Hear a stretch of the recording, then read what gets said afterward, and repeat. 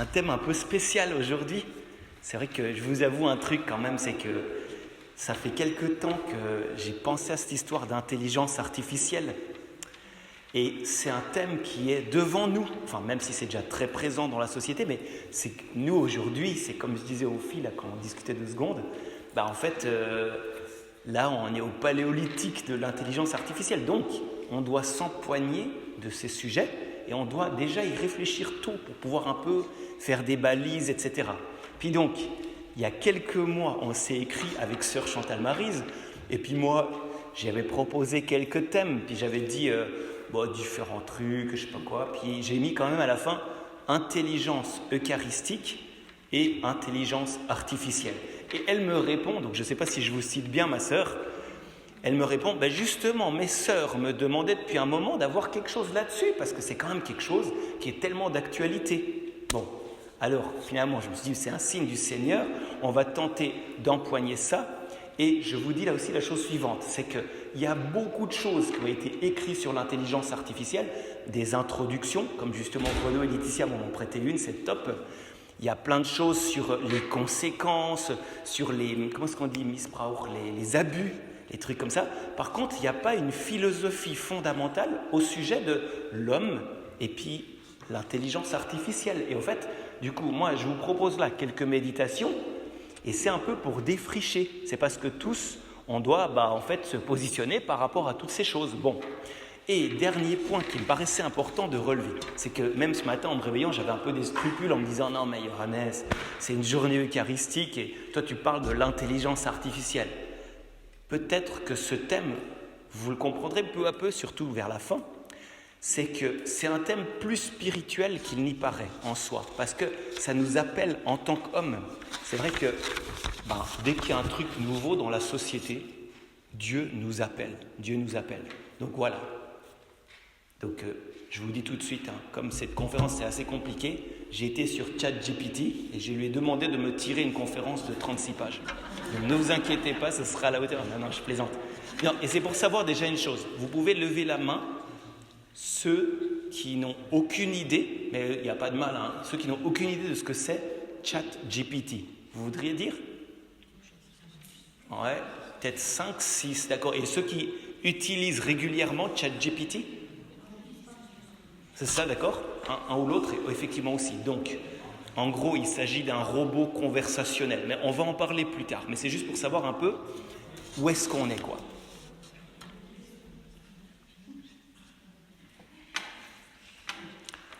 Et puis aussi, juste avant de commencer, j'aimerais dire ceci. C'est que souvent, nous les chrétiens, c'est pas que les chrétiens, mais on a une sorte de fâcheuse habitude dans l'histoire de l'humanité.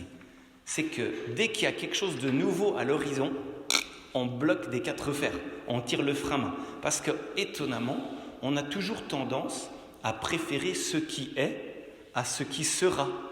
Et c'est étonnant parce qu'un chrétien, il est censé être de nature eschatologique. Je ne sais pas si vous saviez que vous êtes de nature eschatologique. Vous savez ce que ça veut dire ?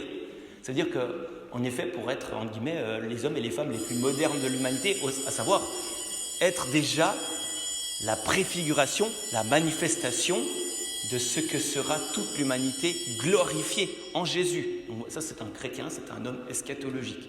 Puis justement, c'est étonnant. Pourquoi chaque fois qu'il y a un truc nouveau, on commence tout de suite par bloquer ? Non, pas du tout.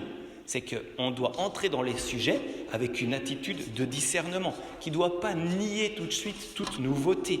On doit être responsable de notre siècle, prendre en main ce qui arrive, être ceux qui préparent le 22e siècle. Le 22e siècle, c'est très bientôt là. Donc, pour l'intelligence artificielle, on ne doit pas tout de suite se dire « c'est le diable ». Ce serait se dédouaner de notre responsabilité. Au contraire, vous savez, des scientifiques, ils vont bien sûr faire tout sans aucune réflexion morale. Évidemment, ça se fait déjà. Et c'est pourquoi, justement, nous, on doit réfléchir, on doit discerner, on doit céder au discernement. Ça va jusque-là ? Est-ce que vous entendez bien ? Et est-ce que je parle trop vite ?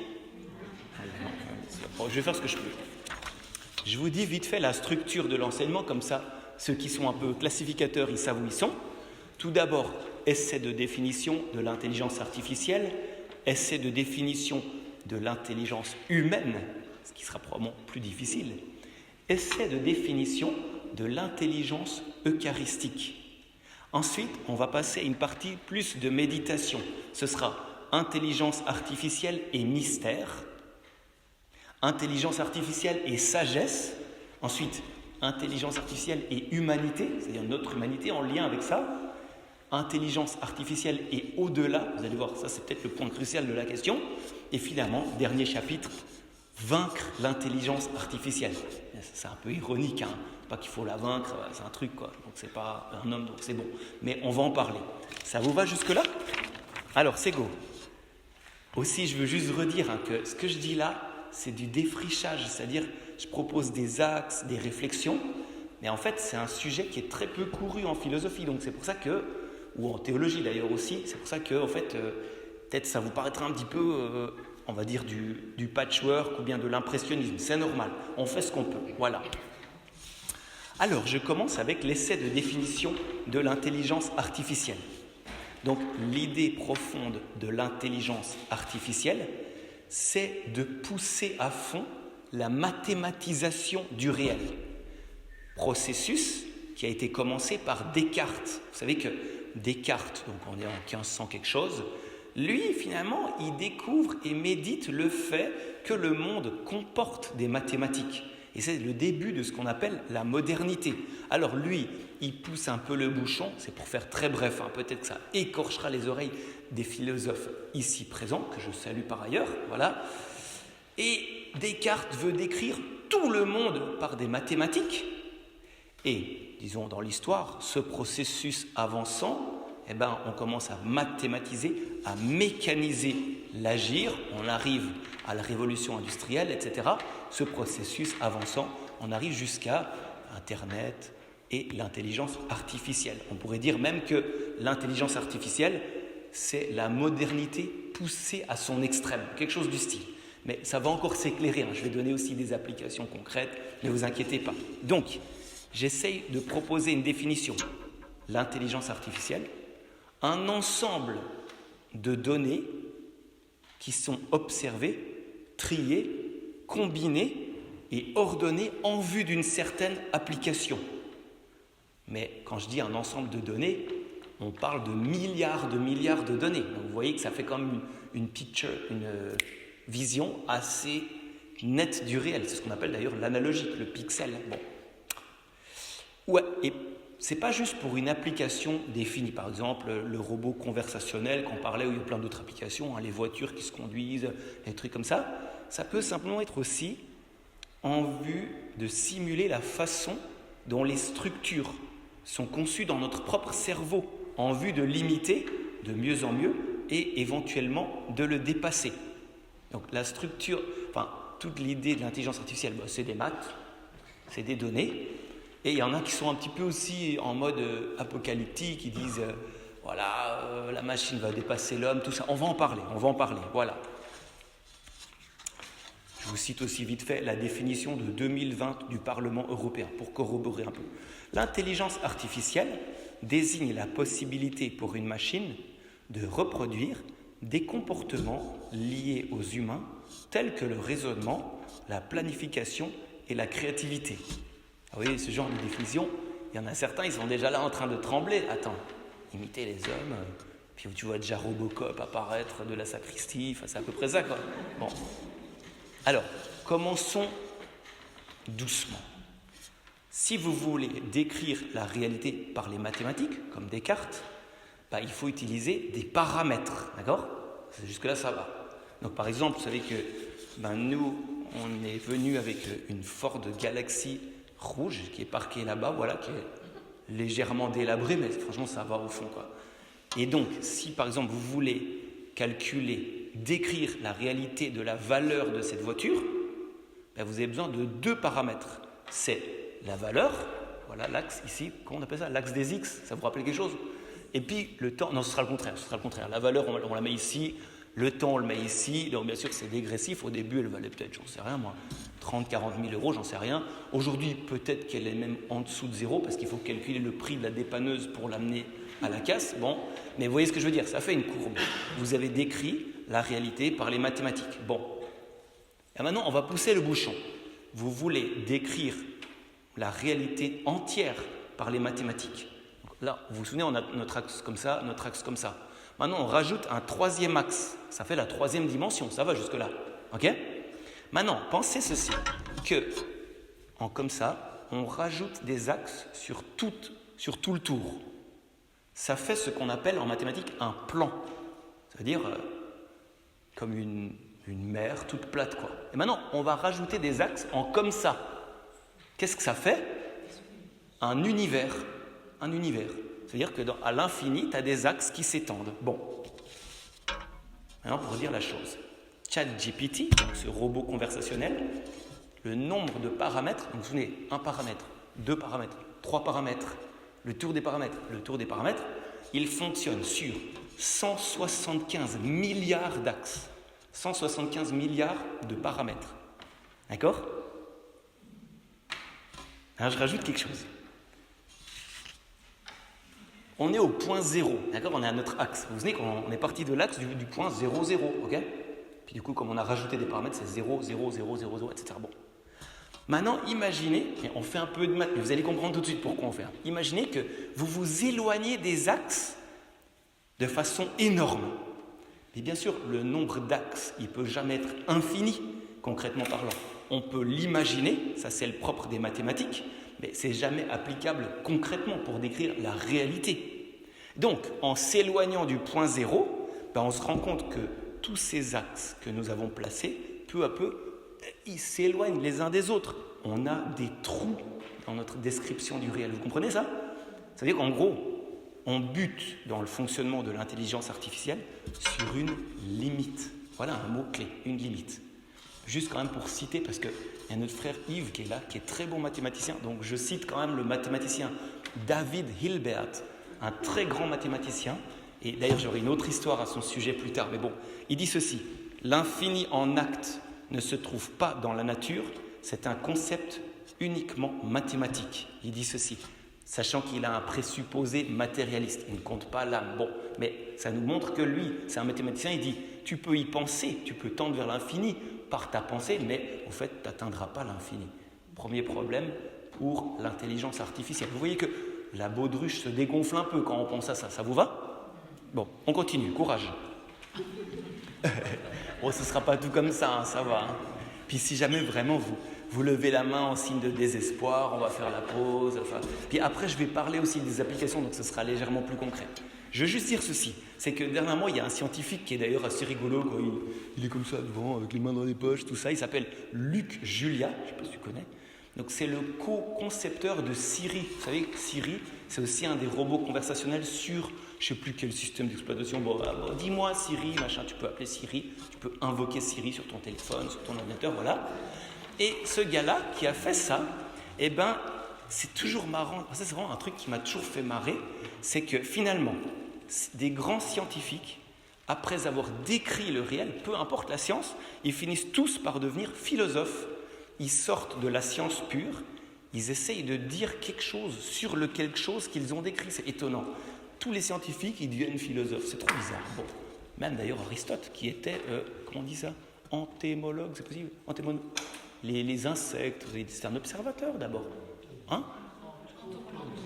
Entomologue. Ok. Entomologiste. Bon, on est d'accord, on se comprend. Voilà. Et donc, tout ça pour dire que ce gars, qui s'appelle Luc Julia, qui a écrit un livre qui dit « L'intelligence artificielle n'existe pas », pourtant il est concepteur de Siri, c'est exactement ça. Et c'est très drôle parce que dans ses conférences, j'ai un petit peu regardé, hein, il dit toujours la même chose de façon un peu ironique, comme ça il dit « l'infini, c'est beaucoup ». En gros, ça veut dire « tu n'y arriveras jamais, quoi. Tu ne peux pas atteindre ». Et alors c'est pour ça que l'intelligence artificielle doit boucher les trous. Puis c'est aussi ce qui arrive, par exemple là, dans ce robot conversationnel-là, mais qui n'est pas encore vraiment le top du top, hein, et ben en fait c'est ce qu'on appelle des hallucinations. Vous savez, quand vous invoquez ce truc, vous posez une question, par exemple, dis-moi qui a évangélisé l'Amérique du Sud. Et puis en fait, là, il cherche sur ces milliards de sources, et puis en fait, il arrive avec une très belle réponse, très bien composée, tout ça. Puis vous pouvez affiner la réponse. Oui, mais j'aimerais bien savoir ce qui s'est passé exactement entre 1519 et 1521. Il vous ressort le truc. Sauf que, si vous lui posez une question qui sort de la pure logique, ou qui sort totalement du réel. Par exemple, je dis une question. Dis-moi combien de Xu dans la série des Mou ont appartenu au Z. Ça ne veut rien dire du tout. Et il va vous répondre un truc. Et ça, c'est ce qu'on appelle des hallucinations de la machine. C'est-à-dire qu'il bouge des trous quand même. Bon. Donc, tout ça pour dire que c'est déjà pour introduire un peu ce que c'est l'intelligence artificielle.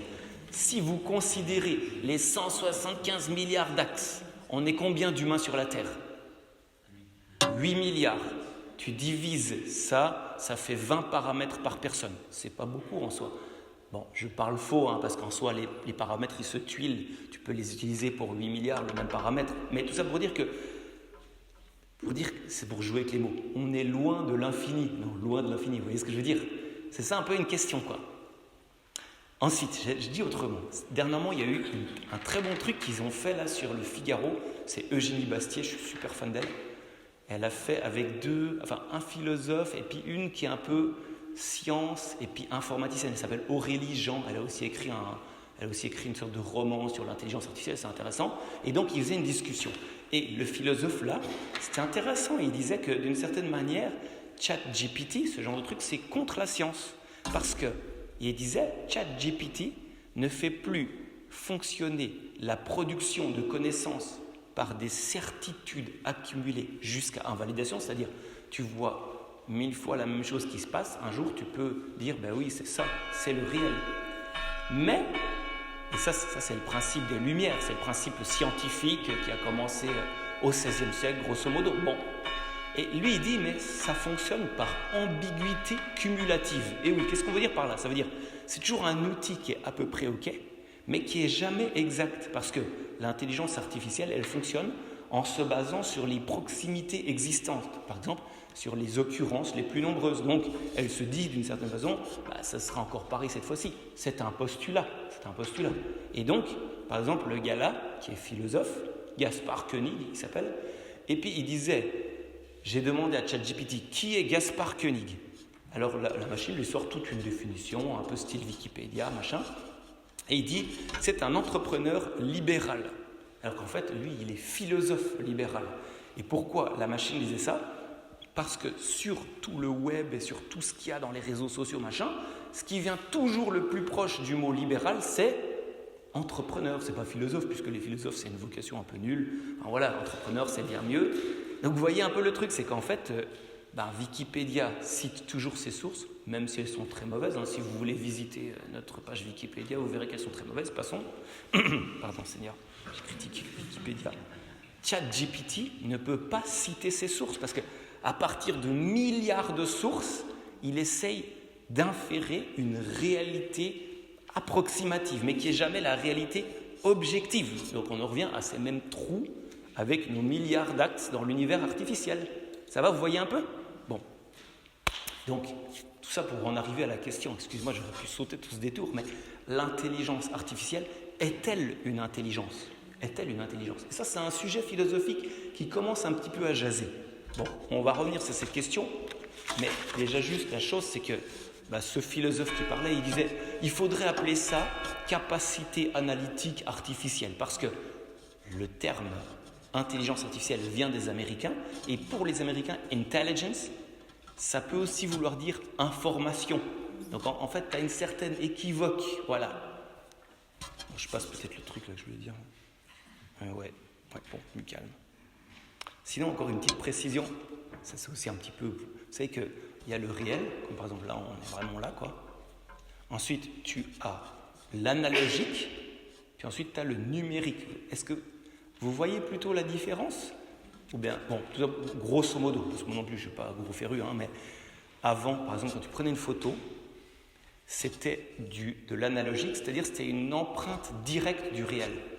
Aujourd'hui, par exemple, sur le téléphone portable, c'est du numérique, c'est-à-dire que c'est des milliers de fragments de la réalité amoncelés et qui font en fait une image qui paraît nette pour nos yeux, mais qui, plus tu avances, plus elle n'est pas nette. Donc, entre la copie directe du réel, l'analogique, et la copie indirecte du réel, tu as un certain saut qualitatif.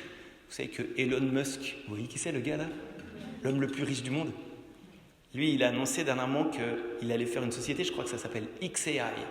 Donc X et puis Artificial Intelligence, quoi, qui ambitionne de comprendre la réalité. Et donc, à l'adresse d'Elon Musk, s'il nous écoute, mais je ne pense pas, je me demande combien de temps il va prendre pour revenir à l'analogique. C'est un peu pour rigoler, mais c'est pour dire que l'intelligence artificielle au sens du numérique, c'est beau, il y a plein de belles choses, mais il y a plein de limites au fait. Bon, voilà. On passe aux applications de l'intelligence artificielle, ça va? Alors, attention, j'ai essayé de diviser en 2 classes les applications et j'ai vraiment galéré. Et c'est intéressant d'avoir galéré pour ça. Tu as des applications purement mathématiques et des applications, je mets des gros guillemets, humaines, ok? Donc, applications mathématiques, assistants virtuels de tout type. Par exemple, je ne sais pas moi, remplacer les hotlines. Vous appelez bonjour, je suis client chez Orange, oui, vous pouvez me donner votre numéro de client s'il vous plaît, etc. C'est toutes des opérations qui sont standardisées et que maintenant beaucoup de robots font. Bon. Ensuite, analyse d'images et de vidéos pour la sécurité, la surveillance, reconnaissance faciale, vous savez, Face ID. Ouais, ça par exemple. L'automatisation industrielle. Par exemple, maintenant il y a des nouvelles éditions qui font des livres. Ils font le nombre de livres achetés directement. Ça veut dire que ça ne passe même plus par des maisons d'édition qui font des séries. Ça, c'est Amazon qui a fait. Bon. Aide au diagnostic médical. C'est impressionnant. Par exemple, les tumeurs, c'est impressionnant vraiment, quoi. Ça, j'ai lu tout un truc là-dessus. Puis justement, il y a un ami prêtre qui m'a envoyé hier soir, à l'adresse ceux parmi nous qui sont diabétiques. Donc, il me dit ceci. À ce propos, il y a un réel saut qualitatif qui est en train de se faire pour les personnes atteintes de diabète, des pompes à insuline munies d'algorithmes permettant de détecter la nourriture consommée ou encore l'activité physique pour adapter de façon plus précise l'administration d'insuline en temps réel. Le calcul des glucides pourrait devenir un lointain souvenir. Vous voyez, c'est vraiment incroyable comme histoire. Même la prévention médicale, c'est vraiment impressionnant. Avec toutes les données, toute l'accumulation, votre corps scanné, la machine, elle est capable de problématiques complexes. Donc voilà, de prédiction, on va dire, comme les humains. Mais je mets de nouveau des guillemets, c'est fait exprès, les guillemets, si jamais. Sinon, autre application, contrôle de drones, des engins mobiles, les véhicules autonomes. On en a beaucoup parlé, vous savez, les Tesla, là. Voilà. Finance et trading, détecter les fraudes. Il commence bien sûr par détecter les fraudes. Optimiser les investissements, alors on a beaucoup plus, et finalement investir. Moi j'ai entendu dire qu'à Goldman Sachs, c'est la plus grosse banque, trading, tout ça, apparemment je crois qu'il y avait 250 traders à leur grand centre là aux USA, et maintenant il n'y en a plus que 6 parce que l'intelligence artificielle fait tout le reste. Et puis surtout c'est du trading stochastique, je ne sais pas comment on dit en français. En tout cas c'est très très très rapide, c'est complètement taré le truc pour vous dire. Bon. Ensuite, également, une application qui est géniale, que j'utilise beaucoup, c'est traduction automatique. À l'écrit comme à l'oral. C'est impressionnant. Nous, là, on a été au JMJ à Lisbonne, mais je ne vous dis pas, il fallait dicter, machin. Mais là, moi, pour Saoul, j'ai la puce dans le cerveau, je parle direct sud-coréen, c'est sûr. Non, mais ça avance très très vite, c'est pas pour rigoler, quoi. Ensuite, et ça c'est aussi un peu flippant, c'est recherche et développement.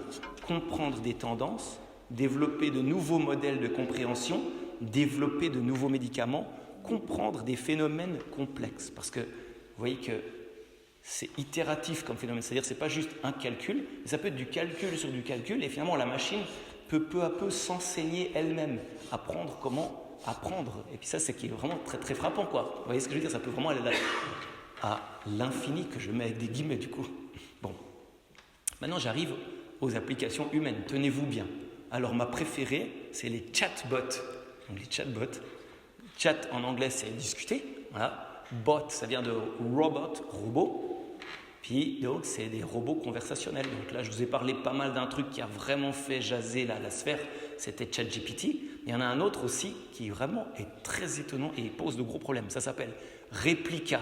Et Replica, en gros je vous dis physiquement comment ça marche. Là vous avez votre portable, vous créez un ami, en fait tu peux l'appeler comme tu veux. Puis tu dis un peu à la machine qu'est-ce que tu veux comme paramètre, tout ça. Même à la rigueur, tu peux mettre des patchs de voix de quelqu'un que tu as connu ou je sais pas quoi. Ou bien tu peux me mettre la photo, par exemple, je sais pas moi, de Annecy, par exemple.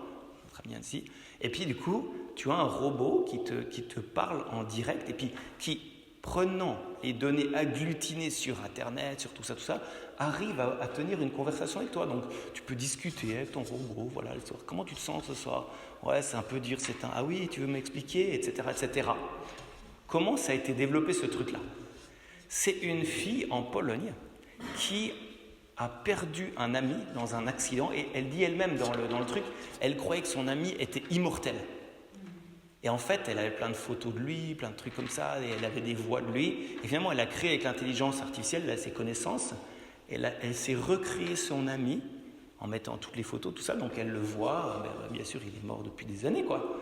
Et voilà, donc elle est un peu là, quand on lui dit, mais le sens de tout ça, bon, c'est pour que je puisse vivre le deuil, tout ça. Puis après, elle dit, et c'est vrai que j'ai l'impression de lui rendre hommage, ça paraît très noble. Puis après, moi, elle dit aussi, mais quand même, des fois, j'ai l'impression de piller sa tombe, un peu un truc du style. Alors, tu vois, l'application, c'est un peu ton miroir. Tu ressens les mêmes choses que si ton ami était là, mais il n'est pas là, en fait. Et ça, on va en parler plus tard. Mais ça, c'est quand même un truc, c'est assez impressionnant. Puis vraiment, c'est vraiment incroyable, les réponses qui font du sens. Mais il n'y a personne. Il y a personne. Bon. Ensuite, également un truc, par exemple, c'est décrypter les émotions. Par exemple, là, typiquement, je vais prendre quelqu'un d'autre. Marie-Angèle, en fait, elle a le visage comme ça. Puis en fait, un ordinateur qui est très entraîné, avec des milliards de visages scannés, elle peut décrypter peu à peu, par du calcul, les émotions. Et par exemple, en Chine, déjà dans des écoles, ils ont installé ce qu'on appelle des manteaux haptiques. C'est haptique, ce que ça veut dire, c'est du toucher. En gros, par exemple, là, j'ai ma casaque de frère de Karistine haptique. Puis comme je gesticule, en fait, l'algorithme, je gesticule toujours tout ça, on a essayé de vue, mais le truc, l'ordinateur, qui est connecté à distance à tous les capteurs qu'il y a dans mon habit, sait que je suis excité, plus excité que la moyenne, ou alors que je suis en angoisse, que j'ai une tension, que je ne sais pas quoi. Et c'est que par les phénomènes, c'est pas en lisant dans les intentions, mais ils arrivent à décrypter les émotions de façon quand même précise. Puis donc, ils utilisent ça, les Chinois, dans certaines écoles pour voir le gamin là-bas tout au fond, oulala, il est en train de s'endormir, il est en train d'avoir un peu d'angoisse, tout ça, donc il faut intervenir, c'est quand même assez incroyable. Bon, les machines, elles n'ont pas d'émotions, mais elles peuvent décrypter les émotions justement à partir de tout ce screening des visages et des trucs comme ça, les mouvements. Ensuite, autre truc qui va vous intéresser, c'est la 10e symphonie de Beethoven. Et oui, parce que vous croyez qu'il y en avait 9. En fait, il y a un gars qui s'est dit, on va demander à l'intelligence artificielle de composer la 10e symphonie de Beethoven. Donc, j'ai pris l'enceinte. Tout à l'heure, à la pause, on peut s'asseoir dehors, ceux qui voudront. On écoutera cette 10e symphonie un petit moment, si ça vous intéresse. Et c'est très intéressant ce qu'ils ont fait. Ils ont mis toutes les notes, avec toutes les nuances des symphonies de Beethoven dans un logiciel d'écriture de musique. Il y avait des notes pour la 10e, mais comme Beethoven s'est tellement occupé de la 9e, il n'a pas eu le temps de faire la 10e. Il y a quelques notes. Bon, ils ont mis ça en priorité. L'ordinateur, je crois, il a proposé 126 propositions. Et donc, le gars qui a fait ça, il a trié. Il a rassemblé l'orchestre philharmonique de Bonn, qui ont joué ça. Puis, c'est très étonnant. Puis, ce qui est très intéressant, puis on l'écoutera ceux qui veulent, c'est qu'ils ont fait cette expérience en lien avec un musicologue. Et ils lui ont dit, écoutez, on a fait cette histoire de Beethoven avec l'intelligence artificielle. Est-ce que vous voudriez être notre premier public? Donc c'était un gars très averti, un beethoveniste. Et en fait, c'est trop marrant parce que vraiment l'émission, c'est super bien fait. Au début, il est très content. Il dit, je suis content que les gens s'intéressent à Beethoven, machin, tout ça. Puis après les 30 minutes de symphonie, il est comme ça. En plus, c'est un Allemand. Alors vous savez, il y a l'impératif catégorique dans sa tête. Il faut être poli, tout ça. Puis, je vais être mal poli. Je vais être mal poli. Il dit un peu un truc du style. Il dit, c'est de la musique sans intérêt. C'est de la musique sans idée. Il dit que, mais pourtant, je vous ferai écouter, je vous promets, c'est quand même, t'as vraiment l'impression que c'est Beethoven. Et d'ailleurs, moi, j'ai refait l'expérience avec 2 personnes qui connaissent bien la musique classique. Mon petit frère, qui était venu l'année passée, je ne sais pas si vous vous souvenez. Puis ma maman, qui écoute beaucoup. Puis du coup, j'aurais dit, d'après toi, c'est qui a composé ça?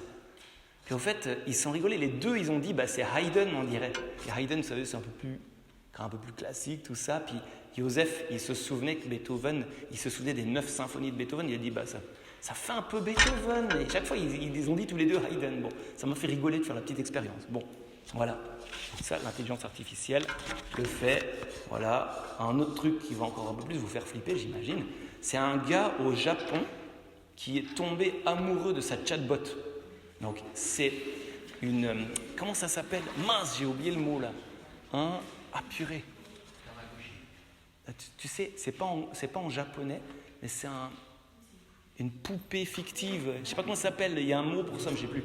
En gros, c'est une petite dame japonaise qui mesure à peu près ça, puis qui fait bonjour comme ça, puis qui lui dit tout ce qu'il ne doit pas oublier, qui lui fait des gentils sourires, des courbettes, c'est un peu comme ça qu'il la présente.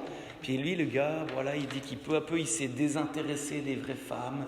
Puis finalement, l'entreprise qui fait la chatbot, qui fait la fausse marionnette, lui a envoyé un certificat de mariage, donc il était très content, il dit qu'il est très content avec ça.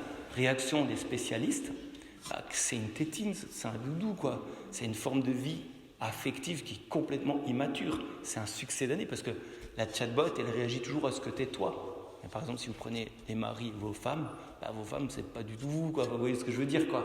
C'est ça justement la question. Non mais c'est ça qui est beau parce que la différence, c'est ce qui fonde le monde. Et là justement, on est dans un monde sans différence. Bon, on est toujours dans les applications. Ça va jusque-là, vous suivez plus ou moins le monde. Puis encore là, je vous décris la préhistoire. On est encore loin de... Voilà. Bon. Alors, du texte à image, c'est ce qu'on appelle les computer graphics. C'est assez connu parce que pour les films, ils utilisent ça beaucoup. C'est la création de paysages purement virtuels. Et maintenant, ils font aussi avec les visages. J'ai vu ça dans le bouquin que vous m'avez prêté. Ils composent des visages, tu as vraiment l'impression que c'est quelqu'un. Mais c'est quelqu'un qui n'a jamais existé. Mais par compilation. Vous savez quoi? Vous pouvez vous mettre un peu plus devant si vous voulez, si on se serre un tout petit peu. ChatGPT me dit que quelqu'un est assis par terre derrière. Bon, ça a l'air d'aller top. Sinon, il y a aussi, bien sûr, quand vous êtes sur YouTube, la personnalisation du contenu virtuel. Ça, vous voyez, vous tombez des fois, si vous écoutez des enseignements chrétiens, tout d'un coup, vous avez une suggestion d'enseignement, etc. Tout ça, c'est un peu des algorithmes qui font ça, évidemment. Sinon, tout ce qui est jeux vidéo et divertissement, qui vont devenir, disons, créés et adaptés à chacun. Ça va devenir, vous voyez, c'est un peu tous ces trucs-là, quoi. Ok?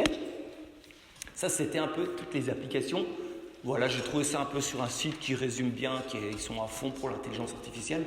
Mais bien sûr, c'est de loin pas exhaustif. On n'exploite de loin pas toutes les choses qu'on peut faire avec l'intelligence artificielle.